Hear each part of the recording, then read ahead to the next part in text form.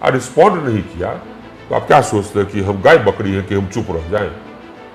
अरे साहब, नहीं रिस्पॉन्ड किया ना तो हम पहले कागज मांगा कि जांच लिए, और जांच लिए गड़बड़ था तो हम क्या करते?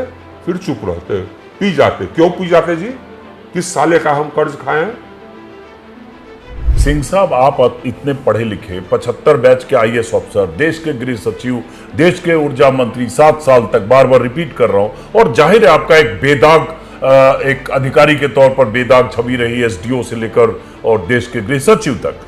लेकिन सवाल ये उठता, वो आरके सिंह घर में बैठे हैं और जिस सम्राट चौधरी के लिए आप बोलते रहे वो उनके लिए अमित शाह मोदी प्रचार कर रहे हैं, सारे नेताओं का प्रचार हो रहा है, और आप इतना बड़ा 64,000 करोड़ का घोटाला हो गया, सीबीआई जांच हो, ये सब कह के भी आप घर ही में बैठे हैं। आपको कोई बीजेपी वाले नहीं पूछ रहे ये भ्रष्टाचार है, जांच करो, ऐसे लोगों को निकालो। लेकिन आपकी आंख खोलने से उनकी आंख किसी की तो खुल नहीं रही। भाई एक मिनट, हम चुप हो सम्राट चौधरी के लिए अमित शाह ने कहा इनको जिताइए, मोदी जी इनको और बड़ा आदमी बनाएंगे, हो सकता है मुख्यमंत्री प्रोजेक्ट किया जाए, वो तारापुर से चुनाव। एक मिनट सुन लीजिए, आपके आंख खोलने से, ये कहने से कि या तो इनको पार्टी से निकालो या कार्रवाई करो, आप घर में सिंह साहब बैठ गए, आपको पार्टी ने छोड़ दिया, एक तरह से आपको डिसग्रंटल छोड़ दिया या पार्टी ने छोड़ दिया, और वो सब लोग पार्टी ने छोड़ दिया और वो सब स्टार बने हुए घूम रहे हैं, उनके साथ मोदी जी के मंच शेयर हो रहे हैं, मंच पे शेयर कर रहे हैं। 62,000 करोड़ का घोटाले का आरोप अपनी पार्टी की सरकार पर लगा दिया है, गठबंधन की पार्टी की सरकार पर बिहार। जी हाँ, बिल्कुल।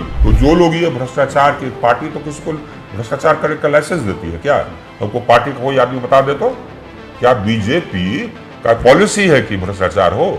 लेकिन बीजेपी का नेता नहीं पॉलिसी नहीं, ये बीजेपी ने दूरी क्यों बना लिया? हाँ, ये सवाल आप बीजेपी से पूछिए। कोई दूसरा बोलता तो बीजेपी मुक्ति पा लेती। पार्टी क्या करती है ऐसे मामले में? 6 साल के लिए सदस्यता से बाहर कर देती है, अनुशासन वाली कार्रवाई हो जाती है। आपको बाहर भी नहीं कर रही है, तो कहीं बीजेपी के गले की फांस बने हैं कि आप अगर कुछ चलाएंगे हो सकता है कि ब्लॉक कर दे। मुझे कोई फर्क नहीं पड़ता जैसे कर दिया। हाँ, वो चैनल को फोन आ गया और पीएमओ में लोग बैठे हैं इस तरह के हिरेन जोशी टाइप के, बहुत कुछ एजेंडा तय करते हैं, हम लोग उससे बाहर हैं। तो इसके लाभार्थी होगा ना कोई, अगर घोटाला हुआ तो कोई लाभार्थी होगा, कोई beneficiary. 2500 crore extra per year किसको जा रहा है? किसको? अदानी को जा रहा है। किसको? अदानी को। हाँ। आपको लगता नहीं इतनी बड़ी आपने कह दी 62,000 करोड़, अडानी आपको मानहानि का मुकदमा कर देंगे, कल को क्रिमिनल करे ना, करे ना। क्या आप छवि करे ना, उससे क्या भरोसा हमें इसमें लपेट ले? अरे करे ना। हाँ, हमको मतलब कि लॉ किए हुए हैं, सुप्रीम कोर्ट में हम इनरोल्ड है, तो हम तो अपना केस लड़ लेंगे जी। अच्छा, आप चलिए, आपके साथ भी होगा, हमारा भी केस हम लड़ देंगे। प्रधानमंत्री मोदी से 2024 के बाद कोई बात आपकी कभी फोन पर या किसी तरह से हुई? एक बार हुई। उनको सामने आना चाहिए और उसका जवाब देना चाहिए, अगर उनके पास जवाब है तो। अगर जवाब नहीं है तो इस्तीफा दे देना चाहिए। अब जैसे प्रशांत किशोर ने आरोप लगाया दिलीप जायसवाल पर कि हाँ साहब सो हत्या में इन्वॉल्व थे, ये आरोप लगाया कि उन्होंने कोई मेडिकल कॉलेज पर ये कब्जा कर लिया अवैध रूप से, माइनॉरिटी मेडिकल कॉलेज, उसका उत्तर देना चाहिए अगर उनके पास उत्तर है तो, और नहीं तो बता दे कि हमारे पास उत्तर नहीं।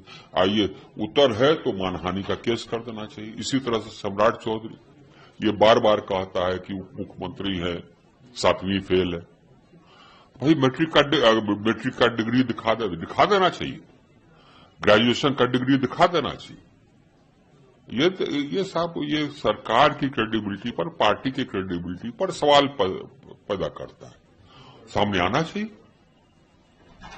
तो जैसे कि मैं उनसे वाकिफ, मैं उससे सहमत हूं, जो जी के जो प्रवक्ता थे, मैं उनसे बिल्कुल सहमत हूं कि सामने आकर कहना चाहिए। जैसे अशोक चौधरी के बारे में उन्होंने कहा कि 200 करोड़ कहां से है, वैसे ही तो आप चाहते हैं कि जिन पे आरोप लग रहे हैं उन सबको आकर के अपना बात क्लियर करना चाहिए, और अगर आरोप सही है तो आप छोड़कर चले जाइए। आप पार्टी के छवि को काहे धूमिल कर रहे हैं? और जिन पे आरोप लगे हैं, आपको लग रहा है कि इन सब की वजह से आने वाले चुनाव में हो सकता है? बिल्कुल साहब। अब इसके कारण क्या हो रहा है कि ये पार्टी का जो ग्राफ है वो नीचे गिर रहा है ना, देख रहा है कि कैसे कैसे लोग हैं। इसीलिए ये आवश्यक है कि दोस्तों नमस्कार, नेक्सन न्यूज़ के खास बुलेटिन में आपका स्वागत है। आज हम बात करेंगे बिहार के चुनाव के बारे में। बिहार में आज 6 नवंबर को पहले चरण की वोटिंग जारी हो गई है।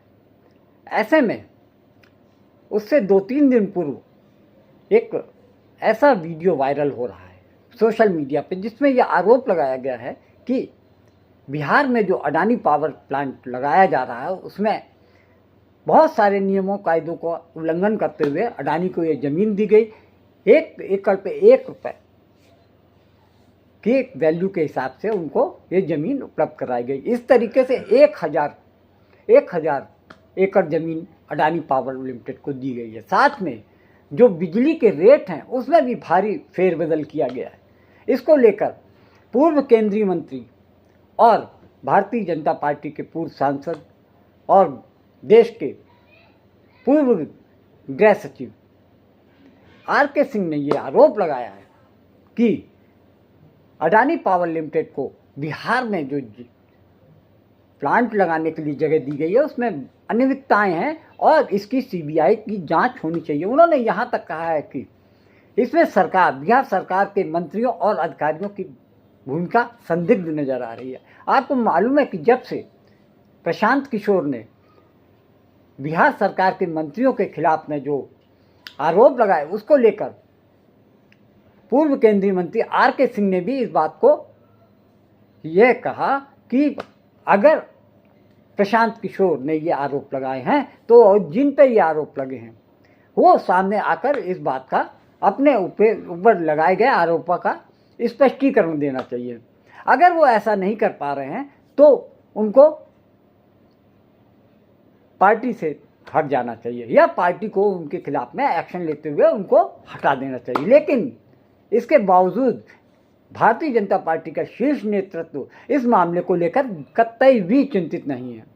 उसके बाद से आर.के. सिंह लगातार केंद्र सरकार और बिहार भाजपा पर हमलावर दिख रहे हैं। यहाँ तक कि उन्होंने साफ कह दिया कि जिस तरीके से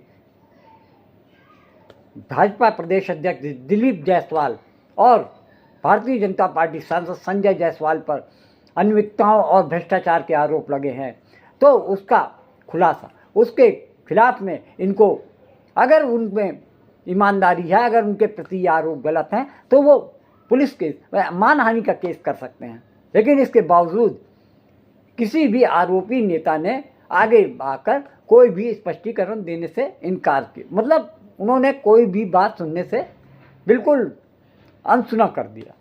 इससे भारतीय जनता पार्टी की पूर्व सांसद आर.के. सिंह इस मामले को लेकर और भी ज़्यादा उग्र हो गए। उसके बाद वो लगातार भारतीय जनता पार्टी के नेताओं और केंद्र की सरकार पर हमलावर होते दिख रहे हैं। फिलहाल तो जो मामला सबसे सामने आया है वो है जो अडानी का पावर प्लांट बिहार में लगा है, उसको लेकर उन्होंने कहा कि इसमें 62,000 करोड़ रुपए से ज़्यादा का घोटाला है और वो इसके खुलासे के लिए सीबीआई की जांच की मांग करते हैं। ऐसे में भारतीय जनता पार्टी की बिहार में स्थिति और भी खराब हो गई।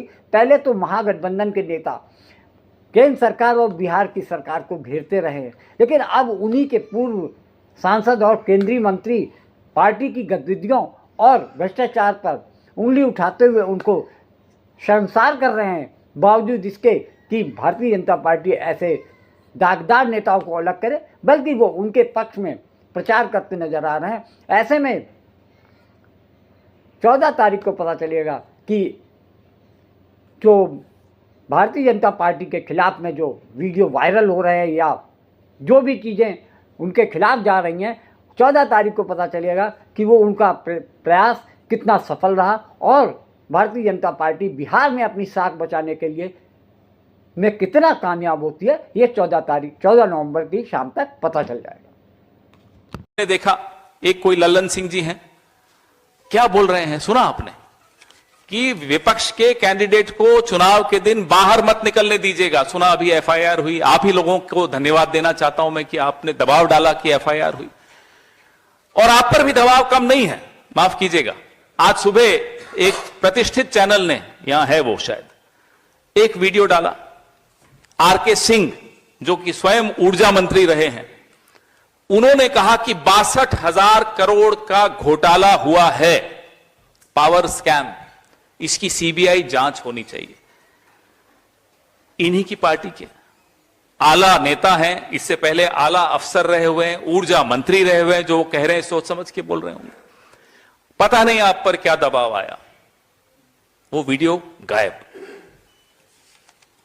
हमारे वरिष्ठ नेता है अशोक गहलोत जी, तो इन्होंने हमें कुछ सिखाया है, वो वीडियो हमने रख लिया था, तो गायब कर भी दें तो निश्चिंत रहिए वो वीडियो है। बहुत बड़ा घोटाला, सीएजी की रिपोर्ट हमने आपके सामने रखी, 70,000 करोड़ का घोटाला, लेकिन प्रधानमंत्री के कान पर जूं भी नहीं रेंगती, जवाब देना पसंद ही नहीं करते। सवाल आपने पूछे, हमने पूछे, लगातार पूछ रहे हैं, लेकिन कोई जवाब नहीं। खैर, राजनीतिक शुचिता का ध्यान रखते हुए हमें अपना प्रचार करना चाहिए, हम सब वही कोशिश करते हैं, लेकिन इस देश का राजा नजरअंदाज करता है राजनीतिक शुचिता को, वो आप सबने देखा। एक नेता हाथी तो चुनाव के दिन उनका घर से निकले मत ही हो, उनका घरे में बात कर दीजिए। आप बहुत अगर हाथ जोड़ तो कहीं हो कि तू चला हमनी के साथ अपन वोट गिरावा और आके घर में जिंदाबाद। इसलिए आज से सब लोग कमान संभाल और कमान संभाल के चुनाव में अब समय नहीं। लालू प्रसाद जी जंगल राज के प्रतीक नहीं है, बिहार में सामाजिक न्याय की लड़ाई के सूत्रधार के प्रतीक के रूप में है। आपको क्या मालूम है, आपको क्या पता है? आप कुछ नहीं जानते हैं, इतिहास नहीं जानते हैं, राजनीति का भूगोल नहीं जानते।